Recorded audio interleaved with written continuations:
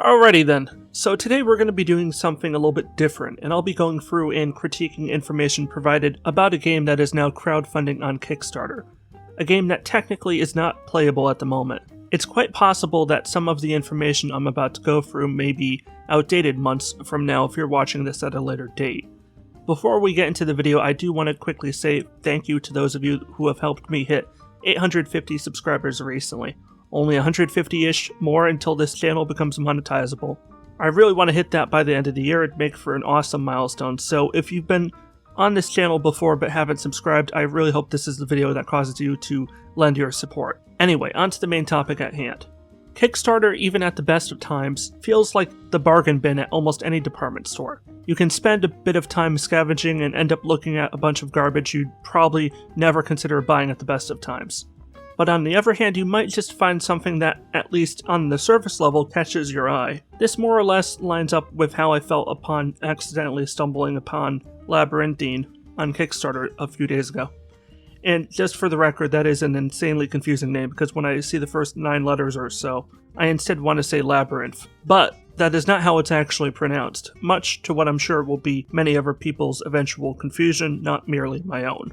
Labyrinthine, to quote its Kickstarter description, is a horror game that can be played either solo or cooperatively online. A game that may just make you never want to enter a hedge maze again. I'm just going to chime in and say I don't think that could ever be possible in my case because I absolutely love mazes. Although in my area, corn mazes are more the norm rather than grass hedge mazes.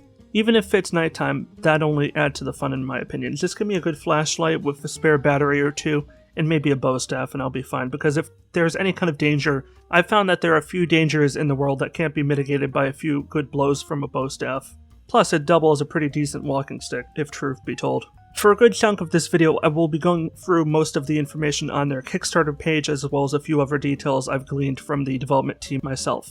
But I won't be covering every little bit of information on the Kickstarter page, because frankly I do believe you should check it out for yourself.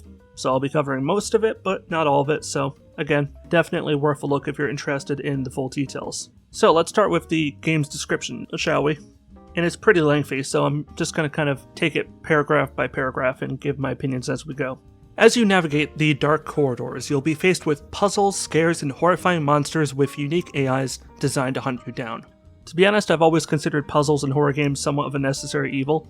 If the player can get around the world too easily, you've either got to increase the aggressiveness and danger level of the AI to an insane degree, like games such as Dark Deception, or you put in a bunch of puzzle mechanics to try to slow the player, forcing them to put themselves out in the open while they figure out what to do next, or forcing them to explore other parts of the map to resolve the puzzle.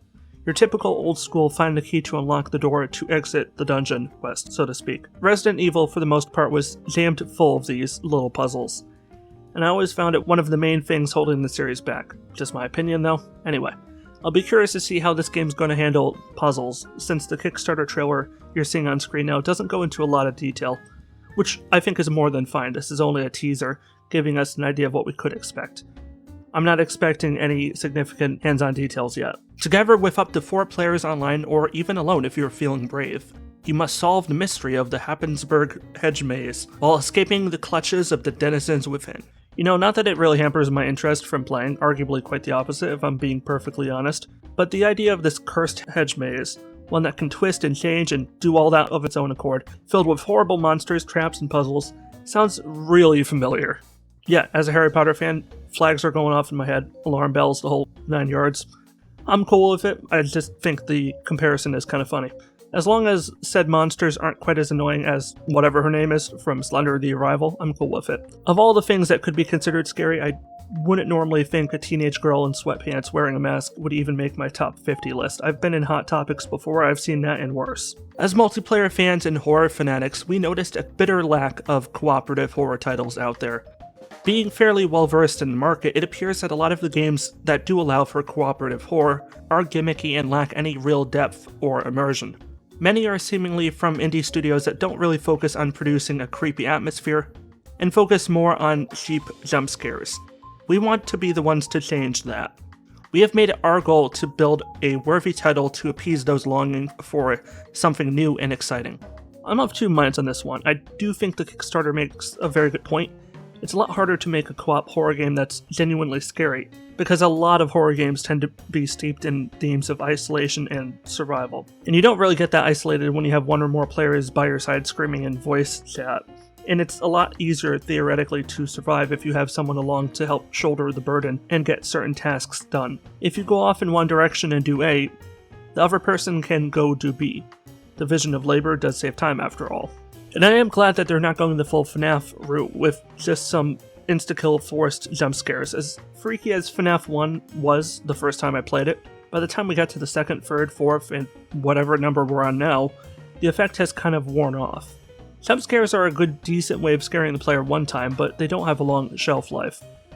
Whereas good stealth systems and clever procedural AI like the Xenomorph from Alien Isolation can keep the tension going on even in the 4th or 5th playthrough. I'm not expecting the AI here to be anywhere near as irritatingly clever as that Xenomorph.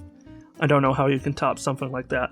Gameplay within Labyrinthine can be broken into several smaller sections: searching, puzzles, fleeing, teamwork, and story.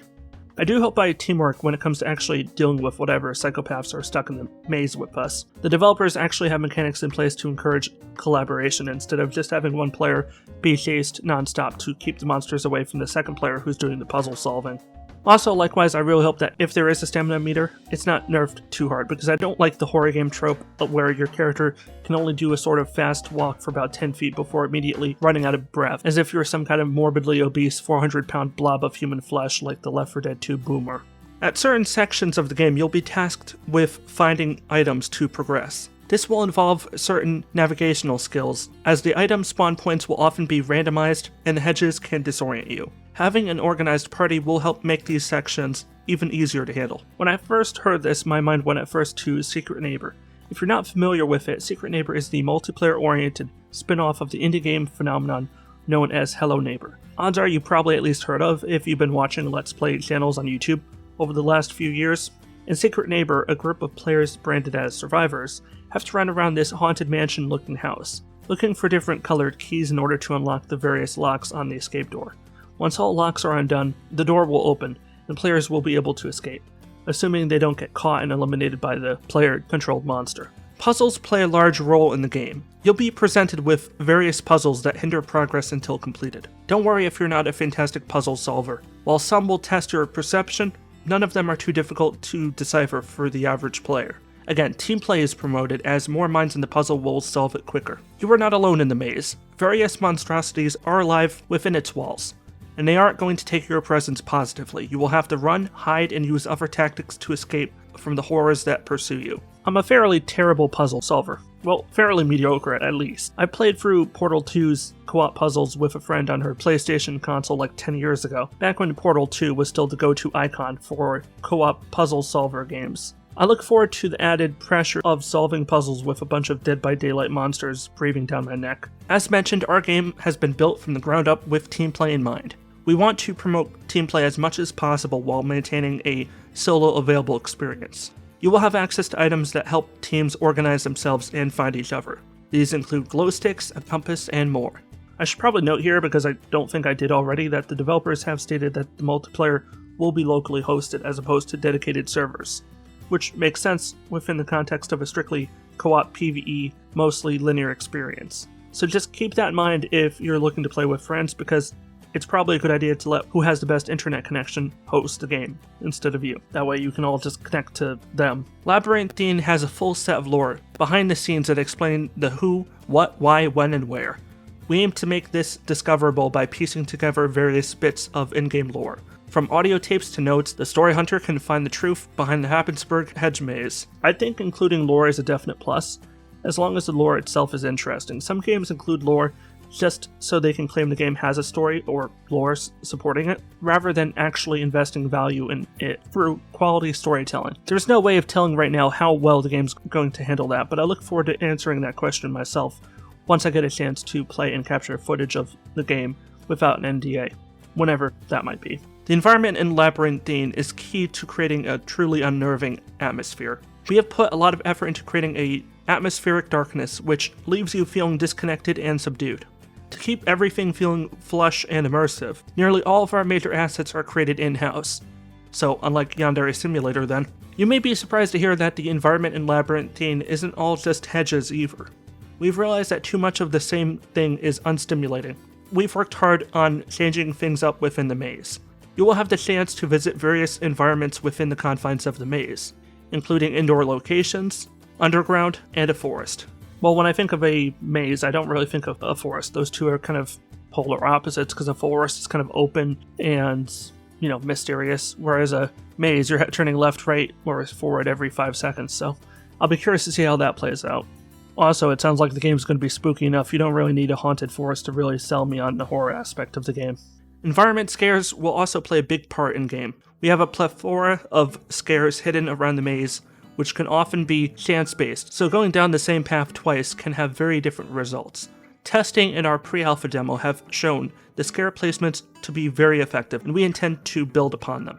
Right, so already just giving you my raw input based on that evidence so far, I'm really, really curious, because everything they're saying sounds exactly like the kind of thing I would want in a cooperative horror experience, but I'm really concerned about whether or not they can live up to these lofty ambitions. I don't mean to insult the development team. You can go into a project and you can have the highest goals possible, but it's really hard to promise something and meet that goal. It's very easy to, even by just a little bit, fail to meet that high expectation. And when you set the bar too high and then you don't deliver 100% of it, that's not going to win you a lot of love with the community, especially those that backed it, assuming that it was going to be one thing then find out to be another. I'm praying the game blows me away and goes above and beyond what it claims, but it's definitely a risk, especially since none of the monsters, none of the quote-unquote scares of the game have been revealed. We know so little, so it's kind of hard to judge how good the horror aspect will be. Now, transitioning right into the story aspect of it, the hedge maze at Old Johnny Conk's Fair has been there as long as anyone can remember, but it's never been opened. The rumor is a kid named Charles got lost in it, went in and never came out. When a cop went in after them, they went missing as well. No one's entirely sure, but the locals tend to keep away from it, claiming there to be a curse upon the land. The maze lives right on the edge of the local fairgrounds, and this year, they're hoping to open it up as an attraction. Built on the edge of Miss Ethel Fair, a twice-widowed woman who died in 1935, leaving no will and no heir. It's said the maze was a crazed project she had worked away at for years before her death. I just gotta chime in here and say off-topic that this sounds almost exactly like the backstory to the Winchester house, except definitely spookier, because while the Winchester house is supposed to be spooky, and to some people it very well might be, I'm just too much a fan of the house's weird, haphazard layout and design. I mean, there are literally doors and stairways that lead to nowhere, just dead ends. I'd hate to be a cleaning person walking in a building of that size. Anyway, she had fervently planted and shaped the trees, muttering about looky-loos and nosy brats as they grew bigger each year, surrounding her house and grounds, and slowly growing taller and taller. After nearly 8 years, without anyone seeing her, did no one think to do a wellness check on her in the span of 8 years? But anyway, the local authorities assumed her dead and entered the maze. Well, it's good to know after 8 years they finally got their act together and said, hey, there's a woman that hasn't been heard of in almost a decade, maybe we should, check and see if her corpse is rotting in the house. They found her home in a state of disrepair, food clearly long rotten, because it's been 8 years, of course it would be, and it appeared that no one had lived in it for a very long time. They searched the home, what they could of the maze itself, but failed to find her body or any information regarding her death. Without a will in place, her property was left to the state and turned into a local park, open to the fair when it visited town. The moment you read or see anything like assumed dead or missing in a horror film or game, you just know odds are that the person is definitely still among the living, or else wandering the earth as some kind of spirit or zombie. Either way, they'd probably be capable of causing you a fair amount of misery in-game. It's said from time to time kids will wander in on a dare, or couples will enter trying to find old Ethel's home as a quiet place to be together. Often they come out safe and sound if a little excitable. Well, sounds like they went in pretty excitable too. But the town has always had a higher than normal rate of missing persons. No one has ever been found in the maze. In the light of day, it's simply an overgrown hedge. Nothing wrong with that, right? And a dilapidated home from the late 1800s.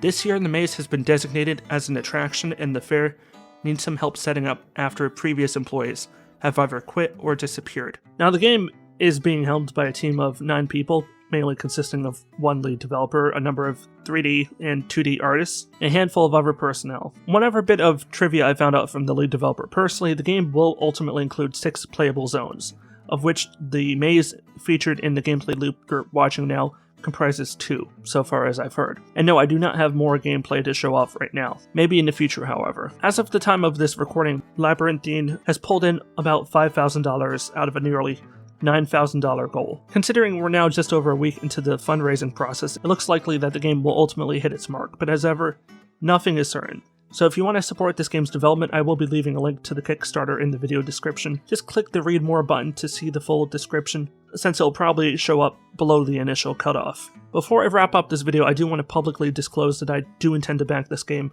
at a reasonably high tier, because I believe in the project and want to help it succeed. That said, if the game turns out to be, well, not all that great, well, that's on me, and I'll live with that mistake. However, I don't believe that will be the case. I think it's going to be pretty good, and I'm hoping it'll be great, but we're going to have to see. I'm not in any way sponsored by the developers, and I'm not being compensated at all for my coverage.